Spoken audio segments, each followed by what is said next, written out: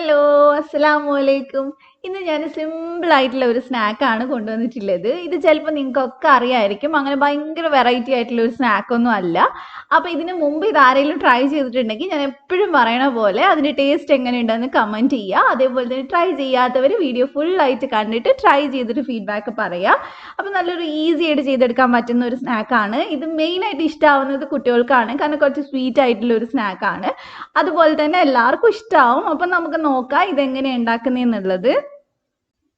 അപ്പോൾ ഇത് ഉണ്ടാക്കാനായിട്ട് ആദ്യം തന്നെ ഞാനിവിടെ ഒരു പാൻ വെച്ചിട്ടുണ്ട്. അതിനകത്തോട്ട് ഒരു 2 ടീസ്പൂൺ നെയ്യ് ചേർത്തിട്ടുണ്ട്. നെയ്യ് തന്നെ വേണമെന്നില്ല, വെളിച്ചെണ്ണ ആയാലും കുഴപ്പമൊന്നുമില്ല, നെയ്യാണ് കുറച്ചുകൂടി ടേസ്റ്റ്. ഇനി നെയ്യ് ചൂടാവുന്ന സമയത്ത് നമുക്ക് ഇതിനകത്തോട്ട് അണ്ടിപ്പരിപ്പും മുന്തിരിയും ചേർത്ത് കൊടുക്കാം. ഒരുപാടൊന്നും വേണ്ട, കുറച്ച് മതി. ഒരു 4-5 അണ്ടിപ്പരിപ്പും അതേപോലെ തന്നെ ഒരു 10 മുന്തിരിയൊക്കെ മതി, ഒരുപാടൊന്നും വേണ്ട. അത് നമുക്ക് ചെറുതായിട്ടൊന്ന് ഫ്രൈ ആക്കി എടുക്കാം. ഇത് കരിഞ്ഞു പോണതിന് മുമ്പായിട്ട് നമുക്ക് ഇതിനകത്തോട്ട് തേങ്ങ ചേർത്ത് കൊടുക്കാം. ഞാൻ ഒരുപാട് തേങ്ങയൊന്നും എടുത്തിട്ടില്ല, ഒരു 1/2 കപ്പ് തേങ്ങ മതി നമുക്കിതിന്. കാരണം ഇത് നമുക്ക് ബ്രെഡിനകത്ത് ഫില്ല് ചെയ്യാനുള്ളതാണ്, അതുകൊണ്ട് തന്നെ ഒരുപാടൊന്നും നമുക്ക് ആവശ്യമില്ല. അപ്പോൾ ഇത് വെച്ചിട്ട് തന്നെ നമുക്ക് കുറേ ബോൾസ് ഉണ്ടാക്കി എടുക്കാൻ പറ്റും. അപ്പം നമുക്കിനി തേങ്ങ ഒന്ന് ഫ്രൈ ചെയ്തെടുക്കുക. തേങ്ങ നമ്മൾ സാധാരണ കറിക്ക് വേണ്ടി ഫ്രൈ ചെയ്യുന്ന പോലെ ഒത്തിരി നേരം ഫ്രൈ ചെയ്യേണ്ട, ഇത് ചെറുതായിട്ടൊന്ന് വറുത്തെടുത്താൽ മതി. നല്ലൊരു മണം വരും, തേങ്ങ മൂത്തതിൻ്റെ കളറും മാറില്ല. അങ്ങനെ ഒരു പരുവാണ് നമുക്ക് വേണ്ടത്. ഇനി നമുക്ക് ഇതിനകത്തോട്ട് പഞ്ചസാര ചേർത്ത് കൊടുക്കാം. ഞാനിവിടെ ഏകദേശം ഒരു 2 ടേബിൾ സ്പൂൺ ചേർത്തിട്ടുണ്ട്. മധുരം എത്രയാണോ വേണ്ടത് അതിനനുസരിച്ച് ചേർത്ത് കൊടുക്കുക. കാരണം ഒരുപാട് മധുരം ഇഷ്ടമില്ലാത്തവരാണെങ്കിൽ മധുരം കുറച്ചാലും കുഴപ്പമൊന്നുമില്ല, കാരണം തേങ്ങ ആയതുകൊണ്ട് തന്നെ മധുരം കുറഞ്ഞാലും വലിയ കുഴപ്പമൊന്നും ഉണ്ടാവില്ല. അപ്പോൾ ആ പഞ്ചസാര നന്നായിട്ടൊന്ന് അലിയണ വരെ നമുക്കൊന്ന് വഴറ്റി കൊടുക്കാം. അപ്പം നമ്മുടെ മസാല ഇവിടെ റെഡി ആയിട്ടുണ്ട്. ശരിക്കും ഇപ്പം തന്നെ നമുക്ക് തീ ഓഫ് ചെയ്യാവുന്നതാണ്. അതിന് ശേഷമാണ് നമ്മൾ ഇതിനകത്തോട്ട് എസെൻസ് ചേർത്ത് കൊടുക്കുന്നത്. ഞാനിവിടെ ടൈഗറിൻ്റെ പിസ്ത എസെൻസ് ആണ് ചേർത്ത് കൊടുക്കുന്നത്. ഒരു 2-3 ഡ്രോപ്പ് ഒക്കെ മതി. ഇപ്പോൾ എസെൻസ് ഒന്നും ചേർത്തിട്ടില്ലെങ്കിലും ഒരു കുഴപ്പമൊന്നുമില്ല, അടിപൊളി ടേസ്റ്റ് തന്നെയാണ്. പിന്നെ നിങ്ങൾക്ക് വേണമെങ്കിൽ പിസ്ത എസെൻസ് ചേർത്ത് കൊടുക്കാം, മാംഗോ എസെൻസ് ചേർത്ത് കൊടുക്കാം. പക്ഷെ വനില ചേർത്ത് അത്രയും ടേസ്റ്റ് ഉണ്ടാവില്ല. ഇപ്പോൾ എസെൻസ് ഒന്നും ഇല്ലെങ്കിൽ ഇച്ചിരി ഏലക്കാപ്പൊടി ചേർത്ത് കൊടുത്താൽ മതി. അപ്പം ഞാനിത് 2-3 ഡ്രോപ്പ് എസെൻസ് ഒഴിച്ചിട്ടുണ്ട്. അപ്പം തീ ഓഫ് ചെയ്തിട്ടാണ് ഉള്ളത്. ഇനി നമുക്കിത് നന്നായിട്ടൊന്ന് ഇതേപോലെ മിക്സ് ചെയ്തെടുക്കാം. അപ്പം ഇത്രയേ ഉള്ളൂ, നമ്മുടെ ഫില്ലിംഗ് റെഡിയായി. ഇനി നമുക്ക് ബാക്കി പരിപാടി ചെയ്യാം.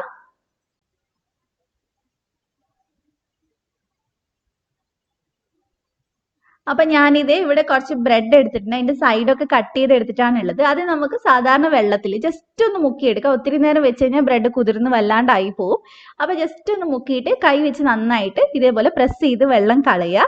അതിനുശേഷം നമുക്ക് ഇതിനകത്തോട്ട് കുറച്ച് നമ്മുടെ ഫില്ലിംഗ് ഇട്ട് കൊടുക്കും. ഒരുപാടൊന്നും വേണ്ട, കാരണം വലിയ ബ്രെഡ് ആണെങ്കിൽ കുറച്ച് അധികം വെക്കാൻ പറ്റും. അപ്പോൾ ചെറിയ ബ്രെഡ് ആണെങ്കിൽ 1 ടീസ്പൂൺ അത്രയൊക്കെ മതി. അതിനുശേഷം നനഞ്ഞ ബ്രെഡ് ആയതുകൊണ്ട് തന്നെ നമുക്ക് പെട്ടെന്ന് ഇതേപോലെ നന്നായിട്ട് കവർ ചെയ്തെടുക്കാൻ പറ്റും. തേങ്ങ എവിടെയും പുറത്ത് കാണാത്ത രീതിയിൽ വേണം നമ്മൾ കവർ ചെയ്യാനായിട്ട്. അതിനുശേഷം നമുക്ക് ഇതൊന്ന് റോൾ ചെയ്ത് കൊടുക്കാം. നമ്മൾ സാധാരണ ബ്രെഡ് റോൾ ഒരുപാട് ഫില്ലിങ്സ് വെച്ച് ചെയ്യാറുണ്ട്. അപ്പോൾ അതിലൊരു വ്യത്യസ്തമായ ഒരു ഫില്ലിംഗ് മാത്രമേ ഉള്ളൂ, എല്ലാവരും ചെയ്ത് പരിചയമുള്ള ആയിരിക്കും. അപ്പം ദേ ഇത്രയേ ഉള്ളൂ. ഞാനിത് ഡയറക്റ്റ് ആയിട്ട് ഇനി ബ്രെഡ് ക്രംസിൽ പൊതിഞ്ഞെടുക്കാനാണ് പോകുന്നത്. അപ്പം ഇനി ആർക്കെങ്കിലും ബ്രെഡ് എണ്ണയിലിടുമ്പോൾ പൊട്ടിപ്പോവോ അല്ലെങ്കിൽ കറക്റ്റ് ആയിട്ട് റോൾ ചെയ്തെടുക്കാൻ പറ്റിയിട്ടില്ല എന്നൊക്കെ ഡൗട്ട് ഉള്ളവരാണെങ്കിൽ ഒരു മുട്ട നന്നായിട്ട് ബീറ്റ് ചെയ്തതിന് ശേഷം അതിനകത്ത് മുക്കിയിട്ട് ബ്രെഡ് പൊടിയിൽ മിക്സ് ചെയ്തിട്ട് നമ്മൾ സാധാരണ കട്ട്ലറ്റ് ഒക്കെ ചെയ്യുന്ന പോലെ ചെയ്താലും മതി. അങ്ങനെയാണെങ്കിൽ എന്തായാലും പൊട്ടില്ല. ഡൗട്ട് ഉള്ളവർ മാത്രം അങ്ങനെ ചെയ്താൽ മതി. ഇങ്ങനെ ചെയ്ത് ശീലമുള്ളവരാണെങ്കിൽ ഇങ്ങനെ തന്നെ ചെയ്യാം. അപ്പം പരിചയമുള്ളവരാണെങ്കിൽ എന്തായാലും പൊട്ടിപ്പോകുന്നുമില്ല. അപ്പം നന്നായിട്ട് ബ്രെഡ് ഒന്ന് പൊതിഞ്ഞെടുക്കുക. ഇത് ഞാൻ എപ്പോഴും പറയണ പോലെ വറുത്ത ബ്രെഡാണ്. വറുത്ത ബ്രെഡ് ഉപയോഗിക്കുകയാണെങ്കിൽ നമുക്ക് ബ്രെഡിന്റെ സ്നാക്സ് ഒക്കെ ഉണ്ടാക്കുന്ന സമയത്ത് അധികം എണ്ണ കുടിക്കില്ല. കാരണം എല്ലാവർക്കും സംശയമായിരിക്കും ബ്രെഡ് എണ്ണ കുടിക്കില്ല എന്നുള്ളത്. അപ്പം ഇങ്ങനെ ചെയ്യുകയാണെങ്കിൽ ഒരുപാടൊന്നും എണ്ണ കുടിക്കില്ല. അപ്പം അതേ ഇത് റെഡി ആയിട്ടുണ്ട്. ഇനി നമുക്ക് ഇതൊന്ന് ഫ്രൈ ചെയ്തെടുക്കാം. അപ്പോൾ ബ്രെഡ് ആയതുകൊണ്ട് തന്നെ നമ്മളൊരു മീഡിയം ഫ്ലെയിമിൽ വെച്ചിട്ട് വേണം ഇത് ഫ്രൈ ചെയ്യാനായിട്ട്. പെട്ടെന്ന് അങ്ങ് കരിഞ്ഞു പോവും. അപ്പോൾ അതെല്ലാവരും ശ്രദ്ധിക്കുക. സൂക്ഷിച്ച് നമുക്കിത് 1 മിനിറ്റ് കഴിയുമ്പോൾ തിരിച്ചിട്ട് കൊടുക്കാം. ഒത്തിരി അങ്ങ് വേവാനൊന്നും ഇല്ല. അപ്പം ഞാൻ പറഞ്ഞ പോലെ തന്നെ എണ്ണയിലിടുമ്പോൾ പൊട്ടിപ്പോകുന്ന ഡൗട്ട് ഉള്ളവർ അങ്ങനെ ചെയ്താൽ മതി. മുട്ടയിൽ മുക്കിയിട്ട് ബ്രെഡിൽ പൊതിഞ്ഞെടുത്തിട്ട് ഫ്രൈ ചെയ്താൽ മതി. കാരണം ചില ആൾക്കാർ പറയാറുണ്ട് ഈ കട്ട്ലറ്റ് ഒക്കെ ഉണ്ടാക്കുന്ന സമയത്തൊക്കെ പൊട്ടി പോവാറുണ്ടെന്നുള്ളത്. അത് കറക്റ്റ് ആയിട്ട് റോൾ ചെയ്ത് എടുക്കാത്തതുകൊണ്ടാണ്. അപ്പം അങ്ങനെ സംശയമുള്ളവരാണെങ്കിൽ അങ്ങനെ ചെയ്താൽ മതി. അപ്പം അതേ ഇതിവിടെ റെഡി ആയിട്ടുണ്ട്. നമുക്കിത് എടുത്ത് മാറ്റാം. ഇത് മെയിനായിട്ട് നോമ്പ് വെക്കുന്ന കുട്ടികൾക്ക് കൊടുത്തു കഴിഞ്ഞാൽ ഇത് എന്തായാലും ഇഷ്ടമാവും. കാരണം ഉള്ളിൽ തേങ്ങയും അതേപോലെ തന്നെ അതിന് നമ്മൾ എസെൻസ് ഒക്കെ ചേർത്ത് കൊടുത്തോണ്ടൊക്കെ എന്തായാലും അവർക്ക് ഇഷ്ടമാവും. അപ്പം ഇതേപോലെ തന്നെ ബാക്കിയുള്ളത് നമുക്ക് ഫ്രൈ ചെയ്തെടുക്കാം.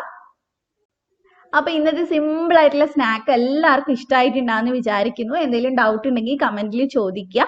ഇപ്പൊ നോമ്പായതുകൊണ്ട് തന്നെ എല്ലാ കമന്റ്സിനും റിപ്ലൈ ഞാൻ കൊടുക്കാറില്ല. ഡൗട്ട് ചോദിച്ചതിനൊക്കെ റിപ്ലൈ കൊടുക്കാറുണ്ട്. നോമ്പിന് എപ്പോഴും യൂട്യൂബിൽ ഇരിക്കാൻ പറ്റില്ലല്ലോ, അതുകൊണ്ടാണ്.